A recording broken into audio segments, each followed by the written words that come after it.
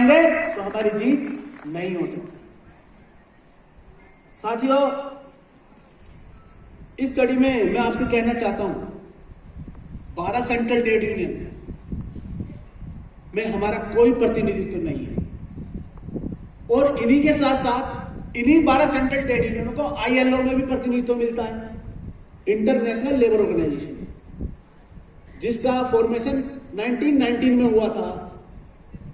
Labours की condition को improve करने के लिए आज तक भी इतने बड़े समाज का, जिसको हम 85% बोलते हैं, उसका कोई रिप्रेजेंटेशन करने वाला ILO में नहीं है, और 12 के 12 सेंट्रल ट्रेड यूनियनों का रिप्रेजेंटेशन ILO में होता है, पर लेकिन इंटरनेशनल लेवल पर हमारी बात नहीं रखी जाती। क्यों? क्योंकि हमारा कोई रिप्रेजेंटेशन नहीं है।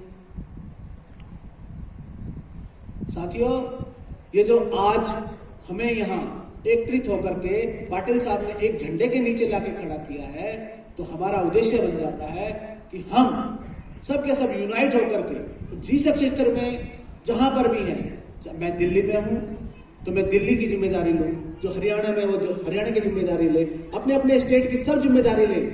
और मैं समझता हूं कि जितने लोग यहाँ हैं, कि यदि वो एक एक यूनियन भी तैयार करें अलग अलग क्षेत्र में, यदि वो एक एक क्षेत्र में एक यूनियन भी तैयार कर लेते हैं, तो उसकी जिंदगी का पूरा काम हो जाता है।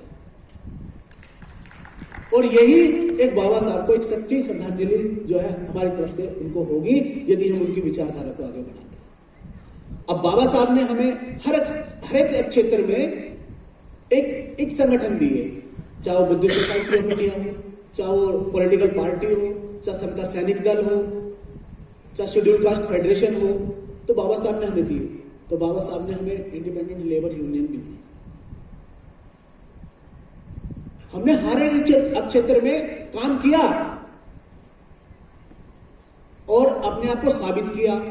उत्तर प्रदेश में 4-4 बार साबित किया, परंतु बाबा साहब की विचारधारा, बाबा साहब के जाने के बाद लेबर यूनियन के साथ जुड़ करके किसी भी संगठन ने कोई काम नहीं किया। और यदि काम किया तो माननीय JS पाटिल साहब ने जो है इस कार्रवाई को आगे बढ़ाने का काम किया, और मैं उनका इस मंच से हृदय की गहराइयों से धन्यवाद करता हूं। और यह भी कहना चाहता हूं कि JS पाटिल साहब आगे बढ़ो, हम आपके साथ।